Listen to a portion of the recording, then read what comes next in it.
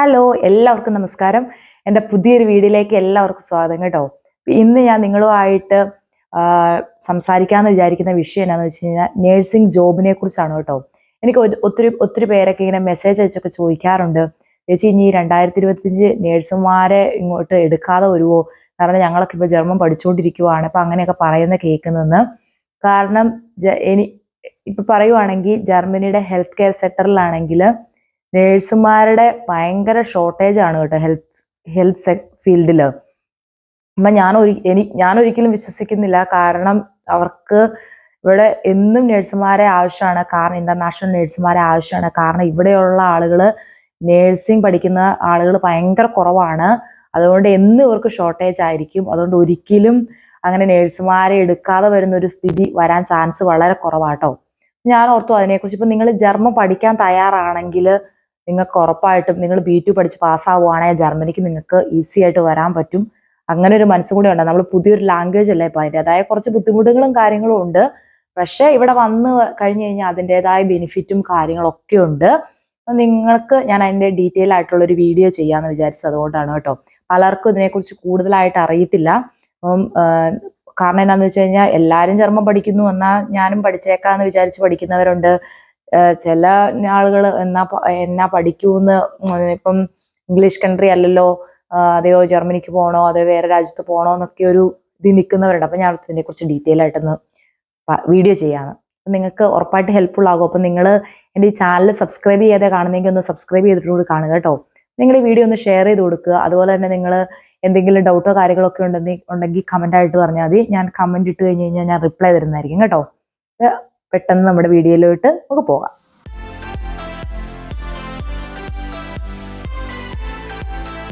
ജർമ്മനിക്ക് വരാൻ വേണ്ടി ഏത് രാജ്യത്ത് പോകണം, അല്ലെങ്കിൽ ജർമ്മനിക്ക് പോകണോ, ഇതൊക്കെ ഇങ്ങനെ മടിച്ചു നിൽക്കുന്നവർ നിങ്ങൾ ചിന്തിച്ചിട്ടുണ്ടോ? എന്തുകൊണ്ടായിരിക്കും ഇപ്പൊ ജർമ്മനിയിലോ ഇപ്പൊ ഏറ്റവും കൂടുതൽ ആളുകൾ നേഴ്സുമാരായിട്ട് വരുന്നവർ എനിക്ക് തോന്നുന്നു ജർമ്മനിയിലോട്ടാന്ന് തോന്നുന്നു. അപ്പൊ അതുപോലെ തന്നെ നേഴ്സിംഗ് പഠിക്കാനായിട്ട് വരുന്നവരും ഒത്തിരി പിള്ളേര് ജർമ്മനിയിലോട്ടാണ് വരുന്നത്. അപ്പൊ അത് എന്തുകൊണ്ടായിരിക്കും? എന്തെങ്കിലും ഒരു നല്ല ബെനിഫിറ്റ് അല്ലെങ്കിൽ എന്തെങ്കിലും ഒരു കാരണം കാണിയല്ലേ എല്ലാവരും ഇങ്ങോട്ട് വരുന്നത്.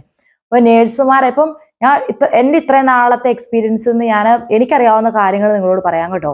അപ്പം ഞാനിവിടെ എല്ലാം എഴുതിയൊക്കെ വെച്ചിട്ടുണ്ട്. കാരണം എല്ലാം എഴുതി പ്ലാൻ ചെയ്തിട്ടുണ്ട്. കാരണം അത്രയും ഒരു പോയിന്റ് പോലും വിട്ടു പോകരുതെന്നാണ് ഞാൻ വിചാരിക്കുന്നത്. അപ്പം നേഴ്സുമാർ ഇങ്ങോട്ട് വരുന്നതിനെ കുറച്ച്, നേഴ്സുമാർ ഇവിടെ വന്ന് ജോലി ചെയ്യണം, നമുക്ക് കിട്ടുന്ന ബെനിഫിറ്റുകൾ എന്ന് പറഞ്ഞു കഴിഞ്ഞാൽ നല്ലൊരു അട്രാക്റ്റീവ് ആയിട്ടുള്ള ഒരു സാലറി എന്താണേലും ഉണ്ട്. ഇപ്പം എക്സ്പീരിയൻസ് ഉള്ള ഒരാൾക്കാണെങ്കിലും ഫ്രഷ് ആയിട്ട് വരുന്നവർക്കാണെങ്കിലും എങ്ങനെ പോയാലും നമുക്കൊരു 2500 മുതൽ 3500 വരെയുള്ള ഒരു സാലറി എല്ലാവർക്കും കിട്ടും. അപ്പം ചില സാഹചര്യങ്ങളിൽ ഇത് എക്സ്പീരിയൻസ് വൈസ് ആണോ, പലരും ചോദിക്കാറുണ്ട് ഇത് എക്സ്പീരിയൻസ് അനുസരിച്ചാണോ സാലറി എന്ന്. അത് നമ്മൾ ചെല്ലുന്ന ജോലി സ്ഥലത്തെ ആസ്പദമാക്കിയിരിക്കും കേട്ടോ. ചില സ്ഥലത്തെ നമ്മളെ ഇപ്പൊ ഞാൻ ഇന്റർവ്യൂവിന് ചെന്നപ്പോൾ എന്നോട് എൻ്റെ എക്സ്പീരിയൻസ് സർട്ടിഫിക്കറ്റോ കാര്യങ്ങളോ ഒന്നും ചോദിച്ചിരുന്നില്ല. ഇപ്പൊ എൻ്റെ എക്സ്പീരിയൻസും കാര്യങ്ങളൊന്നും ചോദിച്ചില്ല. ഇപ്പം ഞാൻ ആദ്യം ജോലിക്ക് ചെയ്തത് ഞാൻ ആദ്യം ഓൾഡ് ഏജ് ഹോമിലാണ് ജോലിക്ക് ചെയ്തതെന്ന് പറഞ്ഞല്ലോ. അവിടെ എങ്ങനെയായിരുന്നെന്ന് വെച്ച് കഴിഞ്ഞാൽ ഞാൻ ഇവിടെ ജർമ്മനി വന്ന അന്ന് മുതലുള്ള രീതിയിലാണ് നമ്മുടെ എക്സ്പീരിയൻസ് വെച്ചല്ലായിരുന്നു സാലറിയും കാര്യങ്ങളും നോക്കിയിരുന്നത്. അത് കഴിഞ്ഞ് ഹോസ്പിറ്റലിൽ കയറിയപ്പോഴത്തേനും എൻ്റെ സാലറിയും കാര്യങ്ങളൊക്കെ തരുന്നത് എങ്ങനെയാണെന്ന് വെച്ച് കഴിഞ്ഞാൽ, നീ എന്ത് നേഴ്സിംഗ് പാസ്സായി എന്ന് മുതലാണ് നീ നേഴ്സായെന്നാണ് ചോദിച്ചത്. എൻ്റെ എക്സ്പീരിയൻസ് സർട്ടിഫിക്കറ്റും കാര്യങ്ങളൊക്കെ ഞാൻ വെച്ചായിരുന്നു. ആ വർഷം അവർ ചോദിച്ചത്. അല്ലാതെ ജർമ്മനിയിൽ എന്ന് വന്നു അന്ന് മുതലുള്ള സാലറി ഗ്രേഡ് അല്ല അവർ അന്ന് നോക്കിയത് കേട്ടോ. അതുകൊണ്ട് നമ്മൾ ചെല്ലുന്ന ജോലി സ്ഥലത്തെ ഡിപ്പെൻഡ് ആയിട്ടിരിക്കും ആ കാര്യം. പിന്നെ ഏറ്റവും വലിയൊരു ബെനിഫിറ്റ് എന്ന് പറയുന്നത് നമ്മുടെ ഫാമിലിയെ കൊണ്ടുവരാൻ പറ്റും. ഇപ്പം എന്നാ പറയണ, മറ്റു രാജ്യത്തൊക്കെ പോയി കഴിഞ്ഞാൽ, ഇപ്പൊ യൂറോപ്പിൽ എല്ലാ രാജ്യത്തും തന്നെ നമുക്ക് ഫാമിലിയെ കൊണ്ടുവരാൻ പറ്റും. ഫാമിലിയെയും അതുപോലെ തന്നെ നമ്മുടെ കുട്ടികളെയൊക്കെ കൊണ്ടുവരാൻ പറ്റും. പിന്നെ പേരൻസിനെ വിസിറ്റിംഗ് വിസയെ കൊണ്ടുവരാനൊക്കെ, അത് ഏത് യൂറോപ്യൻ കൺട്രിയിലാണെങ്കിലും പറ്റും, അങ്ങനെ കൊണ്ടുവരാൻ പറ്റും. അത് മാത്രമല്ല, ഇപ്പൊ നമ്മുടെ സ്പൗസ് വിസ വരുന്നത്, ഇപ്പൊ നമ്മുടെ ഹസ്ബൻഡ് ആയിക്കോട്ടെ അല്ലെ വൈഫ് ആയിക്കോട്ടെ, ആര് വന്നാലും ഇപ്പൊ അവർക്ക് നല്ലൊരു എഡ്യൂക്കേഷൻ ഉള്ള ആളാണ് എങ്കിൽ അവരുടെ പ്രൊഫഷൻ അനുസരിച്ചുള്ള ഒരു ജോലി സാധ്യത കൂടി ജർമ്മനിയിലുണ്ട്. അല്ലാതെ നമ്മൾ എന്തെങ്കിലും ഒരു ജോലിക്ക് പോകേണ്ട അവസ്ഥ ഒരിക്കലും വരുന്നില്ല. നമുക്ക് എഡ്യൂക്കേഷൻ ഉണ്ടോ, നല്ലൊരു എഡ്യൂക്കേറ്റഡ് ആയിട്ടുള്ള ഒരാളാണോ, നമുക്ക് അത്യാവശ്യം ലാംഗ്വേജ് സംസാരിക്കാൻ അറിയാം, അല്ല ഇപ്പൊ ഇവിടെ വന്നു കഴിഞ്ഞാൽ സ്പൗസ് വിസ വരുന്നവരാണെങ്കിൽ B1 ലെവല് എല്ലാവർക്കും മസ്റ്റ് ആയിട്ടുള്ള ഒരു കാര്യമാണ് കേട്ടോ. ഞങ്ങളുടെ ഇവിടെ മസ്റ്റാണ്. ചില സ്ഥലങ്ങളിൽ B1 സർട്ടിഫിക്കറ്റ് ഒന്നും ചോദിക്കാറില്ലെന്ന് പറയുന്നത് കേട്ടിട്ടുണ്ട്. അതിനെക്കുറിച്ച് എനിക്ക് കറക്റ്റായിട്ട് അറിയത്തില്ല. അപ്പം B1 സർട്ടിഫിക്കറ്റും കാര്യങ്ങളൊക്കെ ഉണ്ടെങ്കിൽ നമ്മുടെ പ്രൊഫഷൻ അനുസരിച്ചുള്ള ജോലി ഉറപ്പായിട്ടും നമുക്ക് കിട്ടും. അത് മാത്രമല്ല, പിന്നെ കുട്ടികളുടെ കാര്യത്തിൽ പറയുകയാണെങ്കിൽ കുട്ടികൾക്ക് കിൻഡർഗാർട്ടൻ അങ്ങനെ കുട്ടികൾക്ക് വേണ്ടിയുള്ള ബെനിഫിറ്റും കാര്യങ്ങളൊക്കെ ഇവിടെ ജർമ്മനിയിൽ ഇവിടെ കുട്ടി ജനിക്കുന്ന മുതൽ 18 വയസ്സ് വരെ കിട്ടുന്നുണ്ട്. പിന്നെ എന്നാന്ന് വെച്ച് കഴിഞ്ഞാൽ സ്കൂളിന്റെ കാര്യത്തിൽ പറയുകയാണെങ്കിൽ ഏറ്റവും നല്ല എഡ്യൂക്കേഷൻ കിട്ടുന്നത് ജർമ്മനിയിലാണ്. നല്ല ഒരു എഡ്യൂക്കേഷണൽ സിസ്റ്റമാണ് ഇവിടെ ഫോളോ ചെയ്യുന്നത്. അതായത് ഫ്രീ എഡ്യൂക്കേഷൻ ആണ് കുട്ടികൾക്ക്. നമ്മൾ എക്സ്ട്രാ ഒരു സ്കൂളിൽ പോയി കഴിഞ്ഞ് കഴിഞ്ഞാൽ നമ്മൾ അടയ്ക്കേണ്ടത് ഫുഡിന്റെ ഫീസ് അങ്ങനെയുള്ള കാര്യങ്ങളൊക്കെയാണ് സ്കൂളിൽ വരുന്നത്. പിന്നെ നമ്മൾ എക്സ്ട്രാ വല്ല ആക്ടിവിറ്റീസ് അങ്ങനെയൊക്കെ വരുവാണെങ്കിൽ അങ്ങനെ, അല്ലാതെ പഠനത്തിനായിട്ടുള്ള പൈസയും കാര്യങ്ങളൊന്നും നമ്മൾ മൊത്തത്തിൽ ഫ്രീ എഡ്യൂക്കേഷൻ ആണ് കേട്ടോ സ്കൂളിലുള്ളത്. പിന്നെ എന്നാ പറയുന്നത്, പിന്നെ നമുക്ക് നല്ല ഒരു വർക്കിംഗ് അവർ എന്ന് പറഞ്ഞു കഴിഞ്ഞാൽ നമുക്ക് ഫ്ലെക്സിബിൾ ആയിട്ടുള്ള ഒരു വർക്കിംഗ് അവേഴ്സ് ആണ്. നേഴ്സായിട്ട് വരുന്നവർക്ക് 3 ഷിഫ്റ്റ് ആണ്. ഇപ്പൊ ഹസ്ബൻഡ് അല്ലെങ്കിൽ വൈഫ് നമ്മുടെ കൂടെ ഉണ്ടെങ്കിൽ, ഇപ്പം നമ്മൾ ഒരു സ്ഥാപനത്തിലാണ് ജോലി ചെയ്യുന്നതെങ്കിൽ എന്നാ പറയണേ, നമുക്ക് അഡ്ജസ്റ്റ് ചെയ്ത് ജോലി അവർ തരും. അതുപോലെ തന്നെ നമുക്ക് ഹസ്ബൻഡിനും വൈഫിനും ജോലിയൊക്കെ പിള്ളേരുണ്ടെങ്കിലും നമുക്ക് അഡ്ജസ്റ്റ് ചെയ്ത് ജോലിക്കൊക്കെ പോകാനായിട്ടുള്ള എല്ലാവിധ അവസരങ്ങളും കാര്യങ്ങളൊക്കെ ഉണ്ട് കേട്ടോ. പിന്നെ ഏറ്റവും കൂടുതൽ ആളുകൾ അറിയത്തില്ലാണ്ടായിരിക്കും ഒരുപാട് പേര് എനിക്ക് മെസ്സേജ് അയക്കുന്നതാണ്, ചേച്ചി ഏജ് ലിമിറ്റ് ഉണ്ടോ എന്ന്. ജർമ്മനിക്ക് ഇപ്പൊ ഇന്റർനാഷണൽ ആയിട്ടുള്ള വരുന്ന നേഴ്സുമാർക്ക് ഏജ് ലിമിറ്റ് 38 വയസ്സാട്ടോ. ഇനിയിപ്പം യൂറോപ്പിൽ നിന്നൊക്കെ ചിലർ വരുന്നുണ്ട്. ഇപ്പം യൂറോപ്പിൽ നിന്നൊക്കെ വരുന്നവർക്ക് അങ്ങനെ ഏജ് ലിമിറ്റും കാര്യങ്ങളും അത്ര അവര് ഇത് വെക്കുന്നില്ല. പക്ഷെ നമ്മൾ ഇന്ത്യയിൽ നിന്നൊക്കെ വരുന്നവർക്ക് 38 വയസ്സാണ് അവർ പറയുന്നത്. പിന്നെ ഒത്തിരി പേര് എന്നോട് ചോദിക്കുന്ന ഒരു കാര്യമാണ്, എക്സ്പീരിയൻസ് വേണോ, അതെ ഫ്രഷേഴ്സ് ആയിട്ടുള്ളവരെ എടുക്കുന്നുണ്ടോ, അല്ലെ ഗ്യാപ്പ് പ്രശ്നമാണോ, എനിക്ക് ഇത്രയും വർഷം ഗ്യാപ്പ് ഉണ്ട്. അങ്ങനെ ഇവിടെ ഫ്രഷേഴ്സ് ആയിട്ടുള്ളവരെ നേഴ്സുമാരായിട്ട് ജോലിക്ക് എടുക്കുന്നുണ്ട്. ഒരു കുഴപ്പമില്ല ഫ്രഷാന്ന് ഓർത്തോണ്ട്. അത് മാത്രമല്ല, എക്സ്പീരിയൻസ് ഉണ്ടെങ്കിൽ അത്രയും കൂടി നല്ലത്. കാരണം ഇവിടെ വരുമ്പോൾ നമുക്ക് ജോലി ചെയ്യാനും കാര്യങ്ങൾക്കൊക്കെ കുറച്ചുകൂടി എളുപ്പമുണ്ട്. ഫ്രഷേഴ്സ് ആകുമ്പോൾ നമ്മള് ഇപ്പൊ നാട്ടിൽ നിന്ന് പഠിക്കുന്നു, പിന്നെ ഇവിടെ വന്ന് ആണ് നമ്മുടെ എക്സ്പീരിയൻസ് എന്ന് പറയുന്നത്. അപ്പൊ നമ്മൾ കുറച്ച് പാടായിരിക്കും നമുക്ക് പേഴ്സണലി ജോലി ചെയ്യാനായിട്ട് കുറച്ച് പാടായിരിക്കും. അല്ലാതെ ജോലി കിട്ടാനായിട്ട് പ്രത്യേകിച്ച് പ്രശ്നങ്ങളൊന്നുമില്ല. അതുപോലെ ഗ്യാപ്പ് ഉള്ളത് ഇവിടെ ജർമ്മനിയിൽ ഒരു വലിയ പ്രശ്നമല്ല. കാരണം ഇപ്പം ഇവിടെ ജോലി ചെയ്യുന്നവരാണെങ്കിലും ഇപ്പം മെറ്റേണിറ്റി വരുമ്പോൾ അപ്പോഴൊക്കെ ഗ്യാപ്പ് വരാറുണ്ട്. ഇപ്പൊ നമുക്ക് എന്തെങ്കിലും സിക്ക് ലീവുകൾ അങ്ങനെ ചിലപ്പോൾ 2, 3, 4 മാസവും ഒക്കെ ഒരു വർഷത്തേക്കൊക്കെ എടുക്കുന്നതുണ്ട്. അത് നമ്മളിപ്പം ബയോഡേറ്റ തയ്യാറാക്കുമ്പോൾ നമ്മുടെ ഗ്യാപ്പ് വന്നിരിക്കുന്ന ഭാഗത്ത് നമ്മൾ എന്താണ്, ഇപ്പം മെറ്റേണിറ്റി ലീവ് ആണെങ്കിൽ മെറ്റേണിറ്റി ലീവ് എന്ന് എഴുതുക. നമ്മൾ എന്തെങ്കിലും ജർമ്മൻ കോഴ്സ് അല്ലെങ്കിൽ OET പഠിക്കാൻ പോയോ, അവിടെ നമ്മൾ ഫില്ല് ചെയ്യുക ആ ഗ്യാപ്പ് വന്ന വർഷത്തെ എന്തുകൊണ്ട്, ഒരു റീസൺ കാണിക്കുക. അപ്പൊ അതുകൊണ്ട് ഗ്യാപ്പ് വന്നു എന്ന് പറഞ്ഞതുകൊണ്ട് നമ്മുടെ ഇന്റർവ്യൂവിന് നമ്മളെ രജിസ്റ്റർ ചെയ്യാനൊക്കെയുള്ള ചാൻസ് വളരെ കുറവാണ്. ഇനി പിന്നെ അത്ര അൺലക്കി ആണെങ്കിൽ ചിലപ്പോൾ അതും സംഭവിച്ചെന്ന് വരാം കേട്ടോ. സാധാരണ അങ്ങനെ വരാറില്ല കേട്ടോ. പിന്നെ ഏജ് ലിമിറ്റിന്റെ കാര്യം ഞാൻ പറഞ്ഞല്ലോ. പിന്നെ നമുക്ക് നേഴ്സായിട്ട് വരുന്നവർക്ക് എങ്ങനെയാന്ന് വെച്ച് കഴിഞ്ഞാൽ ഇവിടെ വന്ന് ചില സ്ഥലങ്ങളിലുണ്ടല്ലോ 4 വർഷം അല്ല 5 വർഷമൊക്കെ കഴിയുമ്പോഴേക്കും ഇവിടെ പെർമനന്റ് PR കിട്ടും. ഇപ്പം ചില സ്ഥലങ്ങളിൽ 3 വർഷം, അതായത് നമ്മുടെ എന്നാ പറയുന്നത് റെന്റൻ ഫെർസ്യൂറിങ് 48 ഇത് വേണമെന്നാണ് പറയുന്നത്. ചില സ്ഥലങ്ങളിൽ 60 വേണമെന്ന് പറയുന്നു.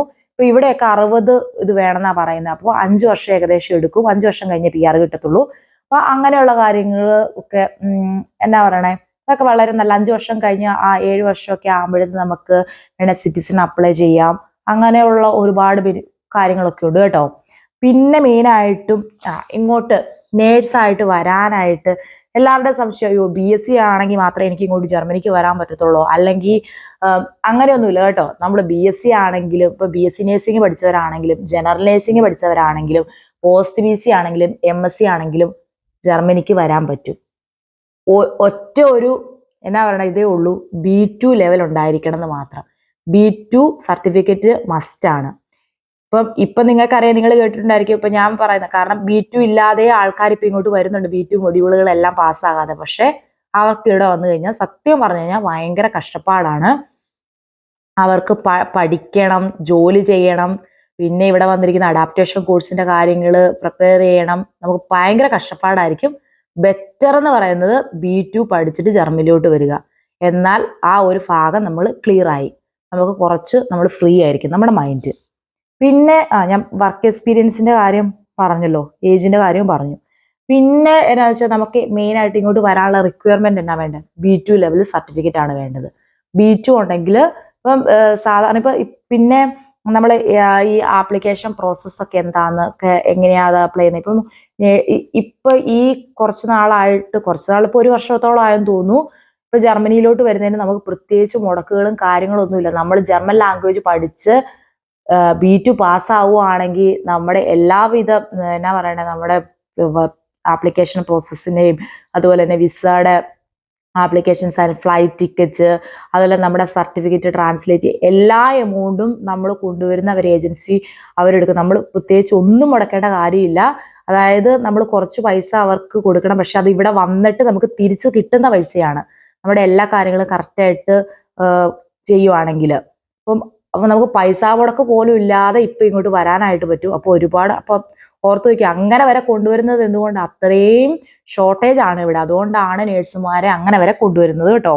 പിന്നെ നമ്മളെന്നാ ഇങ്ങോട്ട് വരാനായിട്ടുള്ള ആപ്ലിക്കേഷൻ പ്രോസസ്സ് എന്ന് പറഞ്ഞു കഴിഞ്ഞാൽ മെയിനായിട്ട് നമ്മളിപ്പം ജർമ്മനിക്ക് വരാൻ റെഡി ആയിട്ട് നിൽക്കുകയാണെങ്കിൽ നമ്മുടെ സർട്ടിഫിക്കറ്റുകളിലെ ഡേറ്റ് ഓഫ് ബർത്തുകൾ അങ്ങനെയുള്ള കാര്യങ്ങളൊക്കെ നമ്മളൊന്ന് കറക്റ്റ് ആണോ ഒന്ന് ചെക്ക് ചെയ്ത് വെക്കുക കേട്ടോ.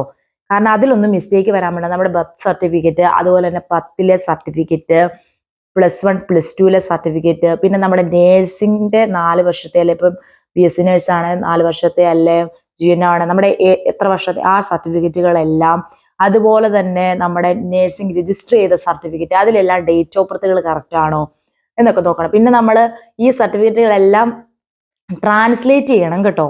അത് ചിലപ്പം നിങ്ങൾ വരുന്ന ഏതാണോ ആ ഏജൻസി വഴി നിങ്ങൾക്ക് പറ്റാതെ, നമ്മൾ തന്നെ നാട്ടിൽ നിന്ന് വരുന്നവർ തന്നെ ചെയ്യേണ്ട കാര്യമില്ല. അത് നമ്മൾ ഏത് ഏജൻസി വഴി, ഇപ്പം നോർക്ക വഴി അങ്ങനെയൊക്കെ വരുന്ന അവർ തന്നെ എല്ലാ പേപ്പർ വർക്കുകളും പ്രോസസ്സുകളും എല്ലാ കാര്യങ്ങളും ചെയ്യുന്നത്, നമ്മളായിട്ടൊന്നും ചെയ്യേണ്ട കാര്യമില്ല.